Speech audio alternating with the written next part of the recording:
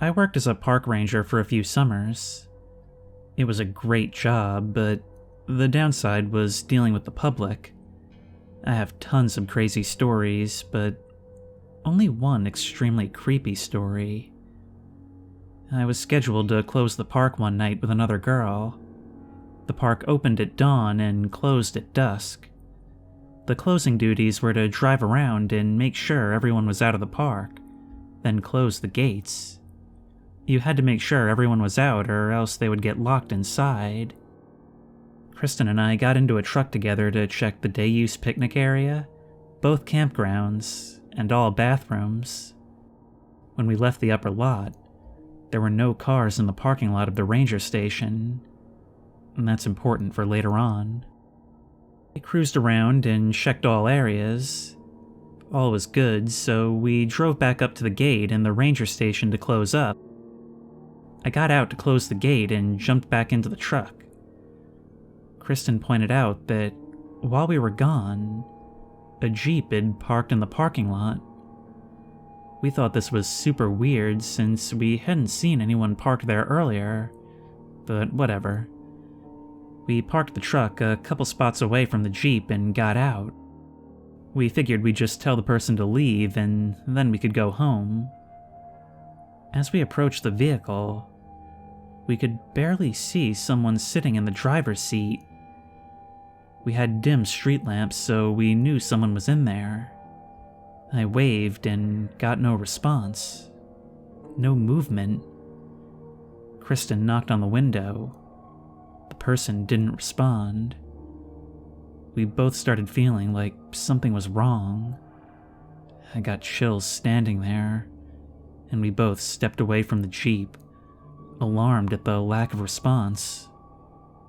We both decided to go get our boss, who lived across the street on site. We weren't supposed to bother him at night, but this was too weird. He got his shoes on and walked over with us.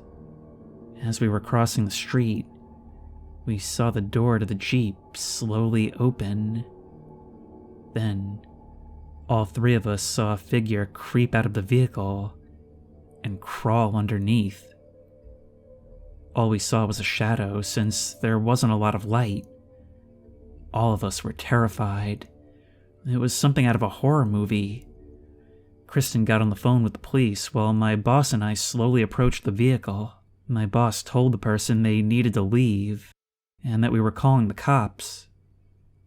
We could see someone sitting under the lifted Jeep near the front tires. The person wasn't moving or responding. Once the police showed up, they were pretty freaked out too. They had guns drawn and everything. It turned out to be some person tripping on meth. We had no idea why they showed up at the park or what they were doing there, but the cops did find drugs and a loaded gun in the vehicle.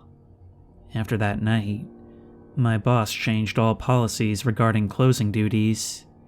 He added extra closers and we had to carry mace. It was truly terrifying to witness someone creep out of their car and scramble like an animal underneath. It was like she was possessed.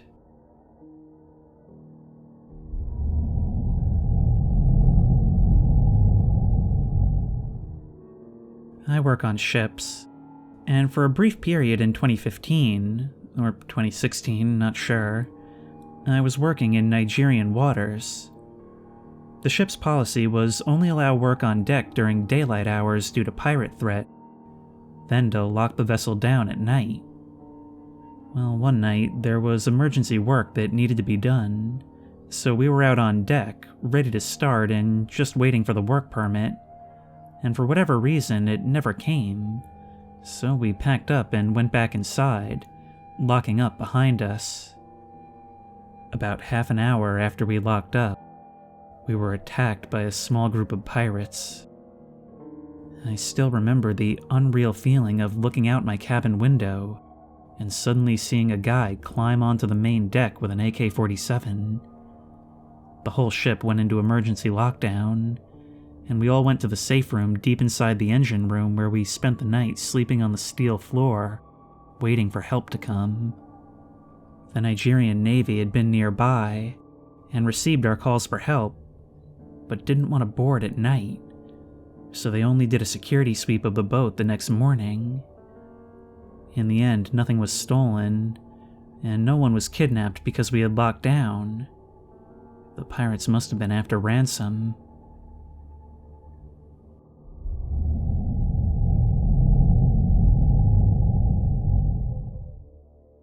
I've told this story before, but here it goes.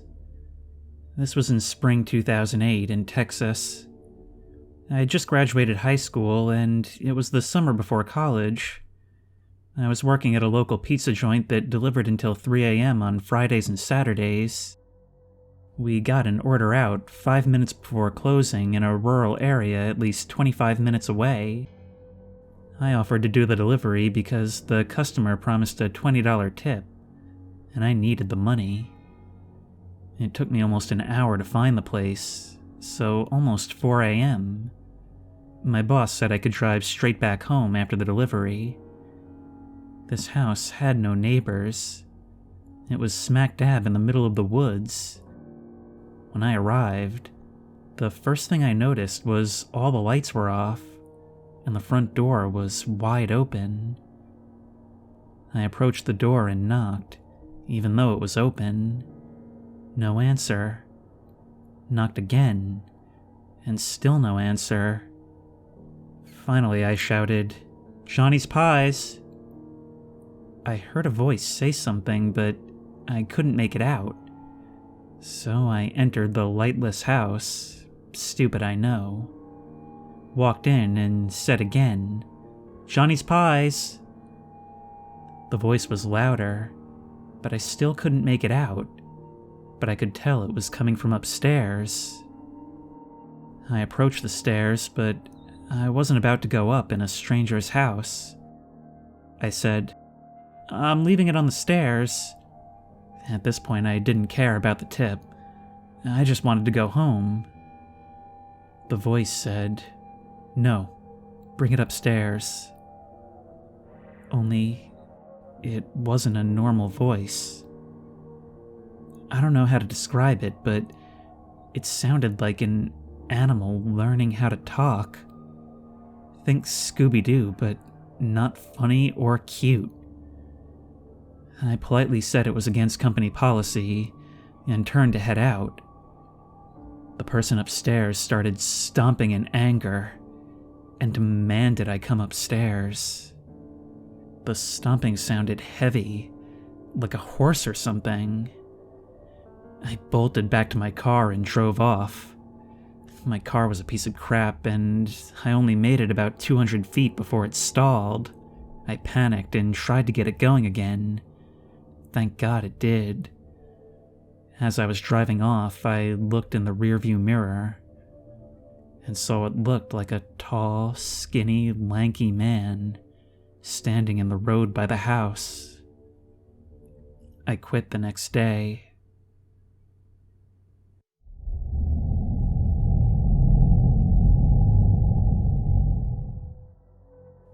I used to clean a church alone late at night. There was a piano upstairs, which I thought was broken, which was why it was upstairs in the attic. One night, I started hearing piano music from the attic. I immediately assumed someone was up there pranking me, so I went up, and there was no one. When I turned around to walk away after realizing no one was there, I heard a loud bang behind this metal door, which I assume was an attic closet. Never worked the night shift again. Asked the other person that worked night shifts, and she confirmed that weird stuff happening there was a regular occurrence.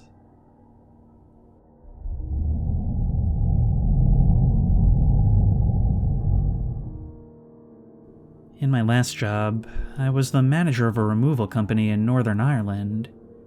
If I left early to do a survey, I would often forward the work phone to my personal phone. One night, I was fast asleep. It was maybe 4 a.m.-ish.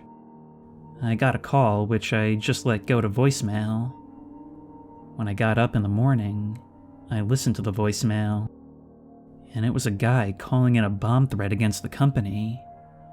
Being Northern Ireland, bomb threats aren't that uncommon, but when I got into work in the morning, the windows had been broken into in the warehouse, and vehicle keys were missing from the lockbox. That's when I went from, oh, it's probably nothing, to, am I surrounded by bombs? I called the police and they came out, did a full inspection of everywhere and didn't find anything. But for a while, I legitimately felt like I was in an active war zone, where one wrong step could get me blown up.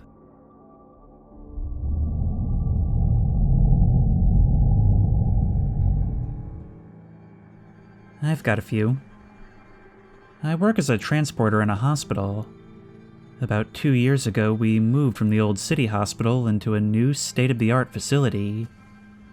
The old hospital was built in the 1930s and was showing its age. At night, it was just plain creepy. Each floor had an east and west wing. The east wing of the 4th floor was the first to be shut down about 2 weeks before the move. One night, at around 9:30, I'm up on the floor to get a patient from the west wing. I see a small group of nurses and aides who all used to work on the now closed east wing. They looked visibly shaken. I walked over to see if everything was okay. They told me that they had decided to take a walk through their old wing for nostalgia's sake. When they were over there, the phone at the nurses' station started ringing.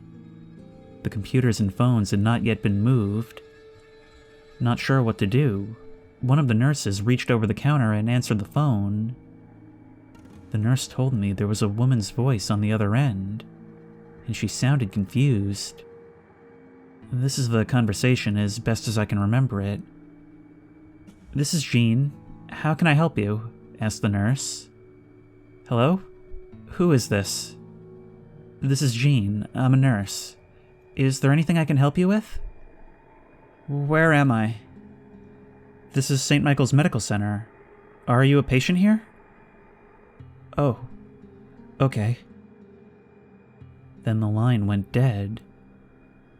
That's when the nurse finally looked at the screen on the phone to see where the call was coming from. The phone gave the room number directly next to the nurse's station. The rooms by this point had all been cleared out, and the phones were moved. They could see directly into the room, and that there was nobody in there.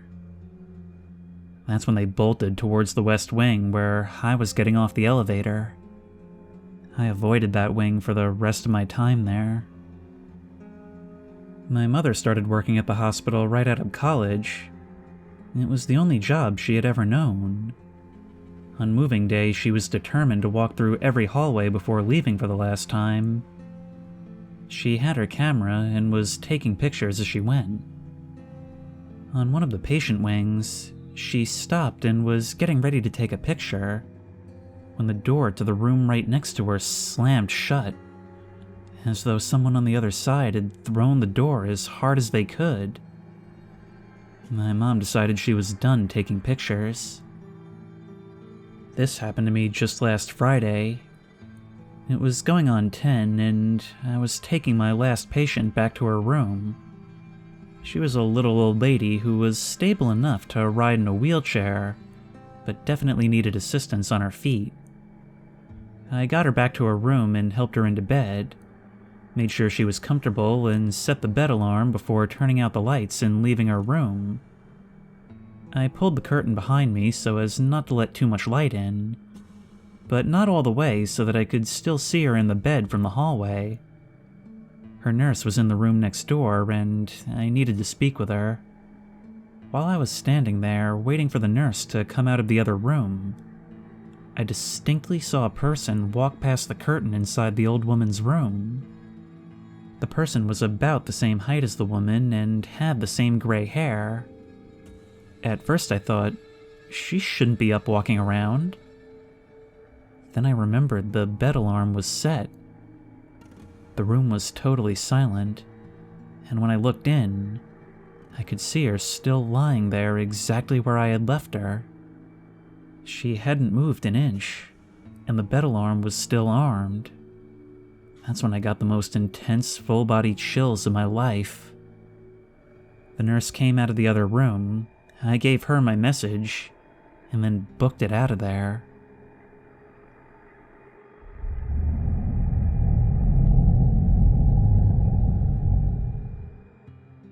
I used to be executive director of a family science museum. We once hosted a human cadaver type exhibit, similar to Body Worlds. 3 times during the exhibit run, in the middle of the night, the alarm company calls me to say the motion sensors are going off in that exhibit hall, but that no exterior window or door sensors are tripped. 3 times I had to get out of bed, drive to the museum, and walk the exhibit floor amongst the posed cadavers and specimens with a flashlight to confirm all was well. Never found anything amiss.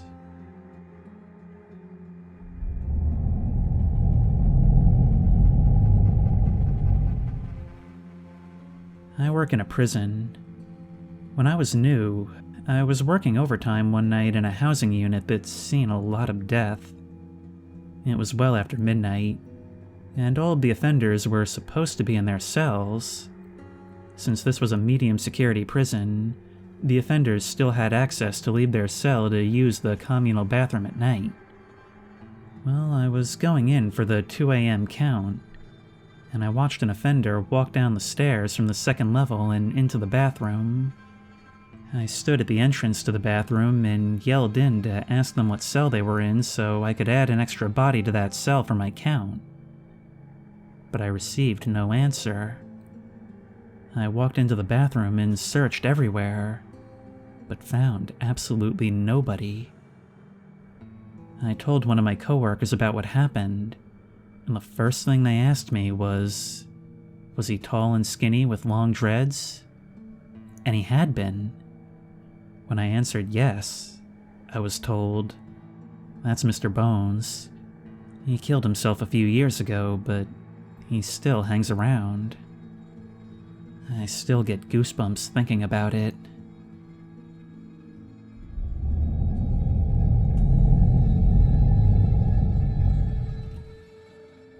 I was working as campus security and had to close down the main law school building. The building was downtown in a major city, and was old enough that the tunnels underneath it were used in the Underground Railroad. Think dirt floors, wooden crossbeams, the kind you'd imagine in a mine. There was work going on in the tunnels. I'm not sure what it was, but I think they were reinforcing the supports. Anyways, as part of my routine, I had to go around and check to make sure the building was vacant. I climbed down the ladder into the tunnels, and all the contractor lights are off. I give a few, "Hello? Anyone here?" and shine my flashlight around in silence for a moment. Then, I hear what sounds like a radio tune from the 1920s, coming from the tunnel. I immediately climb the ladder and padlock the trap door, arm the motion sensors, and leave. Forget that. I was alone in an arena doing security. I had to avoid our exhibit area in the backline hallway because it always sounded like there were high heels following you. Although it was probably the HVAC. One of our elevators randomly opened almost every time I walked by.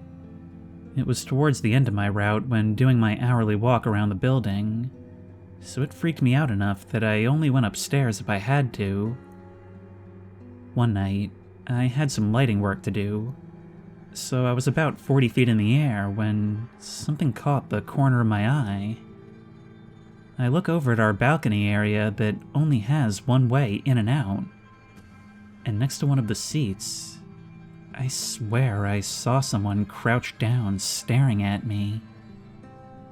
One of my coworkers had been known to tell ghost stories about the place, so I was sure it was him. For the next hour, I kept seeing the person moving around and hiding in different areas of the balcony, and I swear I heard stifled laughter. I had shouted that I could see them and that I knew who it was. So this time, when I did my hourly lap, I did the building as thoroughly and quietly as I could. What had previously taken me 15 minutes tops was now taking me 2 hours. I started with that balcony. I even booby-trapped the elevator so I could hear someone trying to get by and sneak up the fire escape.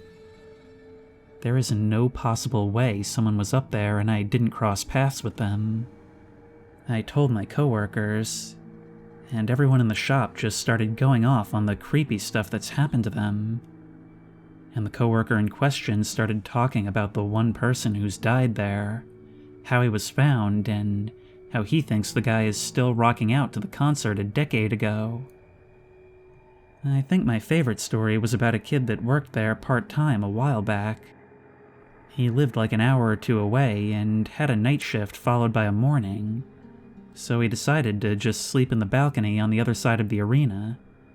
Looked really shook the next morning. When asked about it, he said something happened and he didn't want to talk about it.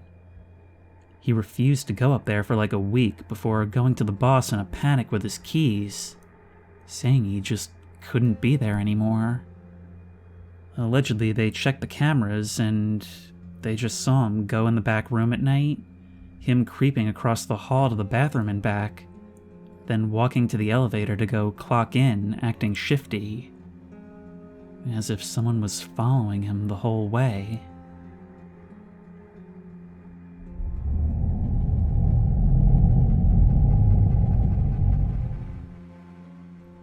Back when I was in HCA, I was doing my hourly breathing rounds, which was basically just poking my head into doorways and sometimes turning on a nightlight to make sure. And about halfway down the hall, I see a resident sitting up at the edge of her bed, facing the doorway. I ask if she's alright and if she needs anything. She was looking down, and as she looks up, her head kind of twists from side to side, and looks up, but maintains eye contact with me. In a hoarse voice, she replies, "Helen isn't here anymore." I ran to the nursing station and reported to the nurse. The nurse looks at me and kind of chuckles, saying it's impossible as the resident is a total assist, basically not mobile, and not very verbal. We make our way down there anyways, and not even 2 minutes go by total. The resident is tucked nicely in her bed, snoring away as though nothing happened.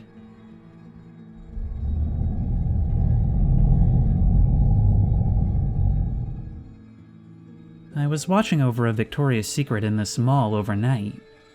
A 2-room affair with a little adjoining space to attach the two. The smaller room was all the fragrance stuff, and the larger room was all the lingerie.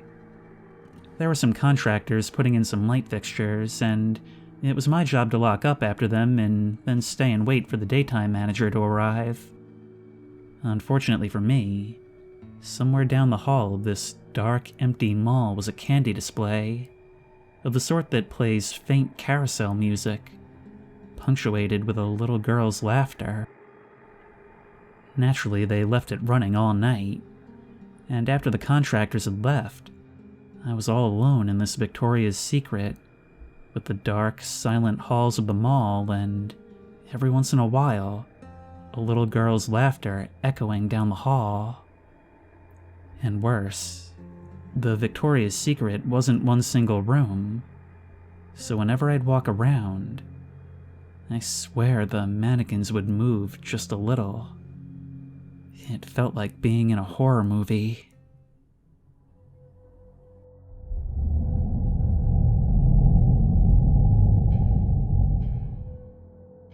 I drive a haul truck in a mine. One night I was driving with my trainer as I had just started. We go to turn the corner and all of a sudden, an animal jumps out and starts crossing the haul road. At first I thought coyote, but then I realized something was off to the point it just creeped me out. It went over the berm and into the night before we could get close enough to identify it. A couple minutes later, it all clicked together as to why I was creeped out. The legs were too long. If anything, it kind of resembled a maned wolf. It was running, but each limb was moving independently. Every leg bent at a knee that went forward, like only the front legs should. And also, every movement was exaggerated, akin to how a dog walks when you put bottles on it. I still haven't been able to identify it, but it gives me the creeps to think about. I grew up in rural northern Ontario, where this mine also is. I know the animals and the afflictions they can suffer. This was not an animal I know.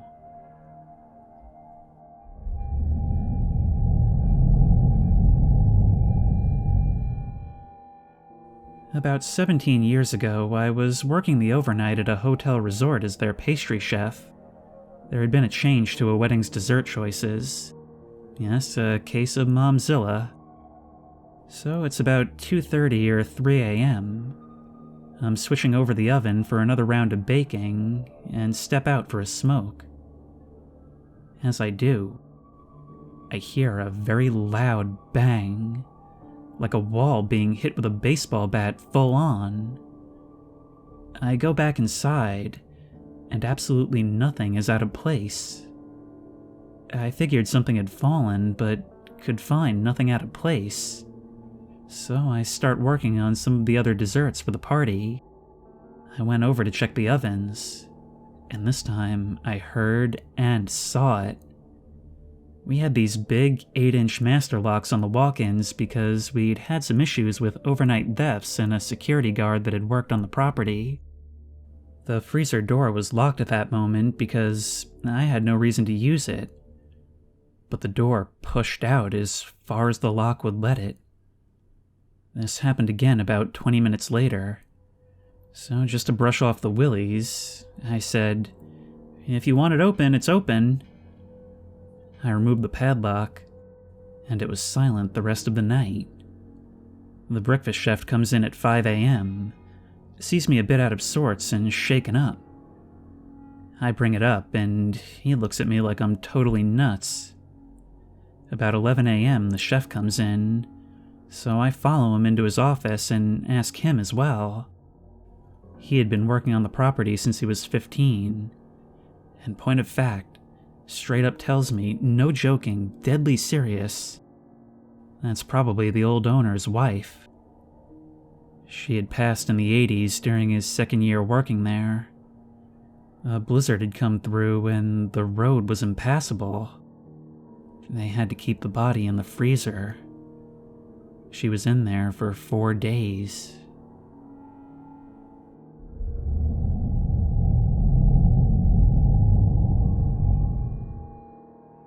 I worked at a campground on night shift, midnight to 8 a.m. every night.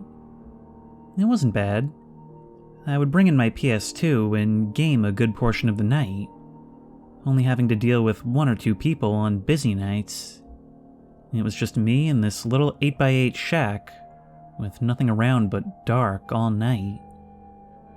My first week there, the other third shift guy who was quitting told me about this payphone a few feet from the shack where I worked. He said it rang every night at 4:17 a.m., just once. It was probably just an automated test call, he guessed. He'd never answered it himself. Anyway, I was with the job for a few months. It was the middle of summer, so most nights I had the windows closed so I couldn't hear the payphone go off. Mid-August, I started leaving the windows open during the night, and sure enough, at 4:17 every morning, the phone would ring once. The ring even sounded creepy, like the payphone had been submerged in water before being placed where it sat. One night, I got up the nerve to answer it.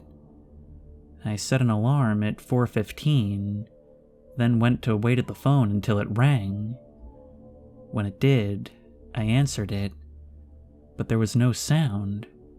Just dead air, like someone was on the other line but wasn't answering. I said hello a few times before I hung up. I did this every night for a week, always with the same results. After that, I left it alone for about a month. The first week of October, I decided to answer the phone once again. I set my alarm, and when the time came, I picked it up. Hello? Hello? Then I heard what sounded like someone inhaling through clenched teeth. The voice sounded rough, like he had gargled gravel. The best comparison I can give is Horace P. Gage from The Suffering. Then, he said my name. My complete name. First, middle, and last. It was a voice I'd never heard. My voice caught in my throat, and I hung up. I rattled some change into the phone and hit *69. The number had come from California. I live in Indiana.